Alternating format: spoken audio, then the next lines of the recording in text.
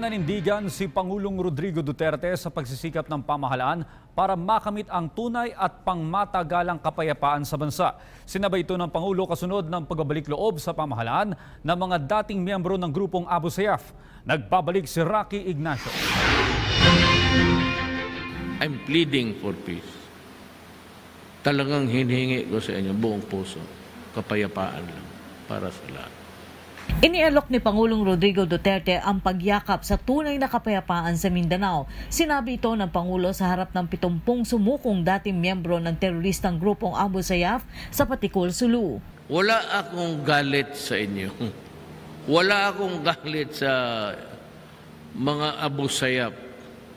I understand the situation. But ang alam mo, totoo lang, understanding doesn't mean that you have to take it legally. Presidente kasi ako eh.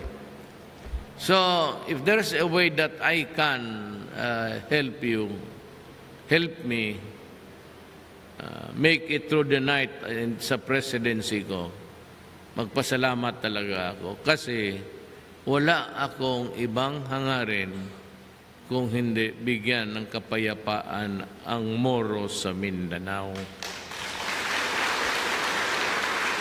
Kilalang malupit ng grupo ang Abu Sayyaf. Isinuko na rin ng mga ito ang kanilang mga armas sa gobyerno. Kaya sa pagbabalik loob ng mga ito sa pamahalaan, sinabi ng Pangulo na dapat mahinto na ang pagdukot at karahasan, partikular na sa mga inosenteng sibilyan. That's why I need to talk to you. And I want to finish it at this year. Ngayon na. Hindi ako mahilig niyang komite-komite at saka yung matagalan. I want to have a result of this by the end of the year. Na hindi ko sinasabi, but at no overtime na may dumaan na presidente na talagang ang puso niya, talagang yung kalahating puso siya nandyan. I want it solved to the best way that is acceptable to everybody. Na walang magsabi gano'n, ayaw namin yan kasi pag sila lang. Tiwala rin ng Pangulo na magtutuloy-tuloy na ang hangad ng pagbabago sa harap na rin na isinusulong na Bangsamoro Basic Law o BBL. I'm not dreaming. Only those who want to surrender, those who want to fight. Wala naman tayong magawa. Ginusto mo sabihin mo, wag. Kung gusto niya, wala ka rin magawa. Gusto mo sabihin, sige, gawin mo. Kung ayaw rin niya, wala mo rin tayong magawa. But for those interested, government is ready. Kaya nga, bahay, malaki man itong Sulu. Hindi ako magkundo-kundo. Gawa na ako konting mga bahay-bahay. And I can accommodate you. Just give me about 2 years.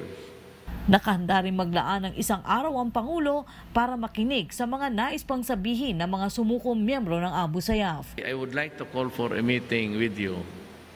Kung makapunta kayo lahat, wala mang problema. Malacanang, they call it a palace. It's big, pero kung magpunta this crowd, kayo lahat, if I invite you, kung imbitahan ko kayo lahat, pwede man. Pagkain, pero ang pagtulog, magtindig lang siguro tayo lahat.